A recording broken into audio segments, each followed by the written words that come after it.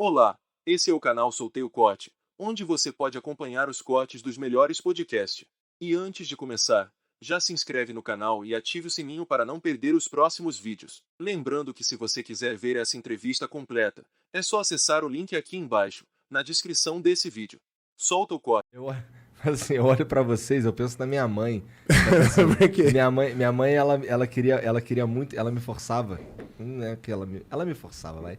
Não é o caso de vocês, mas assim, o lance dela era com igreja, eu tinha que ir pra igreja. Aham. Aí toda vez que eu vou conversar com vocês é treinar, você tem que treinar. Eu fico, caralho, minha mãe. E é tão engraçado, cara, porque nós fazemos isso incondicionalmente, né? E talvez o cara, de repente, a galera que tá assistindo aqui fala, pô, cara chato, velho. Os caras só falam isso. Mas tem noção que é assim que a gente consegue, às vezes, convencer alguém? Todos os dias, no meu Instagram, eu posto meu café da manhã. E aí um dia um cara me perguntou, um cara do nosso meio, um cara também com audiência alta. Renato, por que todo dia você mostra café da manhã? Eu falei assim, não, porque um dia eu vou convencer o cara de que a minha dieta me faz feliz. Do que eu como tem prazer, tem sabor. As pessoas olham um atleta de fisiculturismo como a gente acha que a gente abriu mão dos prazeres da vida. Não, cara. Sexta-feira eu fui numa festa de um amigo e eu tirei uma foto com uma taça de vinho na mão. Nossa, choveu de mensagem para mim. "Ah, você bebe, você bebe?" Sim, eu também tomo uma taça de vinho, eu como uma pizza com a minha mulher, eu vou à churrascaria, eu vou jantar fora. Eu faço isso. Isso não é a minha rotina, eu não faço isso todo dia, mas eu faço isso. E eu acho que esse movimento que houve na musculação, desse esporte, fisiculturismo, acaba trazendo mais gente para dentro da musculação. Porque o fisiculturismo é a alta performance da musculação, né? Você pega o automobilismo, a Fórmula 1, é a alta performance do automobilismo. A alta performance da musculação, e a musculação nós estamos falando de milhões de praticantes. Milhões e milhões de pessoas vão à academia. Não necessariamente elas acompanham o fisiculturismo, às vezes não sabem nem o que é fisiculturismo, mas elas vão à academia. Fisiculturismo é a alta performance da musculação. As pessoas veem de repente, pô, o que é o fisiculturismo? Ah, aquele cara de sunga lá em cima do palco. Não. Aquilo é 5 minutos que ele tem da apresentação de um trabalho feito durante um ano. E do que é feito esse trabalho? De técnica de treino, de estratégia de nutrição, de estudo do metabolismo, aonde quem acompanha esse esporte acaba aprendendo. Acaba aprendendo a treinar, acaba aprendendo a compreender o seu metabolismo, aprende até a como se alimentar melhor, mas não necessariamente ele quer ser um atleta. 90% das pessoas que me seguem no Instagram são pessoas comuns, que às vezes só quer emagrecer, ganhar um pouco de massa magra, reduzir a linha de cintura abdominal e que está ali no meu perfil acompanhando um profissional formado em química, formado em educação física, que também é atleta, mas o atleta ali é só o estilo de vida. Eu estou ali para aprender, para acompanhar o dia a dia do cara. E eu acho que isso vem beneficiando. Eu acho que o fisiculturismo ele vem beneficiando a saúde, como o Carlão disse, das pessoas. Eu acho isso bem legal. E a internet faz isso, né, cara? Eu vim de uma geração, eu tenho 45 anos de idade, eu vim de uma geração que a gente só falava em futebol. Só em futebol. E o futebol vai continuar dominando o cenário, porque ele domina o cenário no mundo, né? Qualquer país, agora até os Estados Unidos está sob influência do futebol. Mas, cara, tem outro espaço para outros esportes. Isso é legal. Eu acho que esse é o grande sacada da internet, né? Trazer. Vocês ouviam falar, antes de conhecer o Renato, vocês ouviam falar sobre fisiculturismo? Já tinham visto alguém assim, nossa, esse cara é grande? Já. Meu pai, ele... Eu discordo. Sabe por quê? Ah. Primeira vez que eu vim aqui no Flow em novembro, olha lá. Você chegou pra mim e falou assim, Renato, fisiculturismo é aqueles cara que pega, levanta peso. Não, aquilo não é fisiculturismo, aquilo é powerlifting. Ah, tá, sim. Não, mas é que, tipo, meu pai, ele tinha feito algo assim, entendeu? Mas eu acho que ele fazia powerlifting, entendeu? Exato. Meu pai fazia levantamento de peso... Isso aí é powerlifting, que não tem nada a ver com fisiculturismo. Mas eu já tinha ido em academia, tipo, quando eu fui, eu já frequentei algumas vezes, já fiz durante um tempinho. Eu frequentei. Frequentei o famoso visitei 2 vezes. Teve uma época que eu fiquei, acho que uns 2 meses fazendo direitinho. Mas A cara do Igor. eu já fui numa loja comprar suplemento, aí tinha um cara gigantesco lá vendendo e tal. Eu tinha essa noção, mas o fato que quando você começa a ver e entender a rotina a fundo e quem são as pessoas, o que elas pensam, o que elas vivem, como elas são, isso foi uma quebra de paradigma, porque eu tinha um pensamento sobre o cara médio da academia e depois que a gente vê os vídeos, tá, a gente tem uma quebra de percepção ali, né? Você começa a ver, caralho, então é isso, assim que os caras são, essa é a linguagem que eles usam entre si, tá ligado? Essas coisas que você vai entendendo do universo que tava invisível até pouco tempo atrás, 10 Até anos. pelo crescimento que vocês falaram, né? Mas, por exemplo, antes do Flow, vocês tinham uma representatividade na internet que era nos gamers. Isso. Tinha nessa época, que nem o Renato falou que ele tem 45. Você não tinha informação através da mídia. Era como era o nome da revista? Jornal da Musculação. Jornal da Musculação. Nessa época aí, vocês tinham alguma noção do que é? Zero, né? Eu via os caras fortes, mas o caralho ficava olhando esse caralho, que bagulho feio. Era isso, né, Renato? Lembra? Bem isso. Quando lembra o Edson Prado? O pessoal viu o Edson Prado, assustava. Nossa, que coisa ridícula. O Edson Prado foi um dos maiores fisiculturistas que a gente teve. Da altura do Paulinho? 1,60, 1,64, alguma Quem? coisa assim. Socado. O Edson Prado. Baixinho. Cara, mas... Barrudo. Gigante. Não, você andava na rua, assustava. Falar em gamer e fisiculturismo, esse final de semana eu ajudei a colocar o Tchev no palco de novo, hein? Fazia 2 anos que o Tchev não competia. Tava só ali comendo lanche todo dia, ali totalmente desligado. Aí a gente... nós gravamos um vídeo junto e eu fiz um desafio com ele. Eu falei assim, ó... Desafio você a retornar pro palco do fisiculturismo num campeonato chamado Mr. Santos, que é o segundo campeonato mais antigo do mundo. Caralho! Segundo campeonato mais antigo do mundo. Caralho. No Brasil? No Brasil. Olha lá. E ele topou o desafio e ele competiu esse final de semana agora, no domingo passado. Ficou em 3º colocado.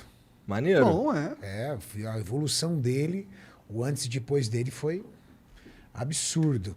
Absurdo. Não, mas se for pra falar de fenômeno, a gente fala do Ramon, então, né? Aí A gente tá falando de outra coisa. Aí é outro mundo. Caralho! 70 dias. Sinistro. Ramon é aquele cara que, cara, nasceu pra isso, pode viver no lanche aí, não que ele faça isso, que, cara, a genética dele, não só a genética, mas o potencial também, e principalmente a dedicação que ele tem, não dá, cara, o moleque é diferenciado. A gente tava conversando, eu tava conversando contigo uma vez, aquela vez que a gente foi no Capão junto, e aí na volta tu tava falando do Ramon, tu tava falando Fala pra mim o que você falou quando a gente foi. Cheguei pra buscar o Igor. Eu perguntei, Não. é longe pra caralho? Aí ele, porra, 1 hora e pouca, não sei o que. Foda-se, é tu que vai dirigir mesmo. Mano, eu falei, que cara folgado, velho. Porra, eu vim aqui. Mas aí... você ri, né? Não, eu falei, vai demorar 1 hora e meia. Ele falou, foda-se, né, eu que tô dirigindo. Dá teus pulos aí. Mas foi muito bom, hein? Foi favorável. Foi legal. Criou boas raízes. O Ramon mostra uma coisa para quem está acompanhando aqui o podcast. Ramon, para quem não sabe, é um atleta de fisiculturismo que é considerado a maior genética do Brasil e alguns especialistas lá fora estão chamando ele da maior genética do mundo. Caralho. E aí as pessoas confundem muito metabolismo com genética. Você já viu? Meu metabolismo está parado porque a minha genética é muito ruim. E, na verdade, metabolismo e genética são coisas diferentes. Metabolismo são todas as reações químicas que acontecem no seu corpo, dentro de você. Então, produção de hormônio, metabolismo. Digestão de um alimento, metabolismo. Queima de calorias, metabolismo. Tudo que funciona dentro do seu organismo a nível de reações químicas e transformações, isso é metabolismo. Genética, como o próprio nome diz, é gene.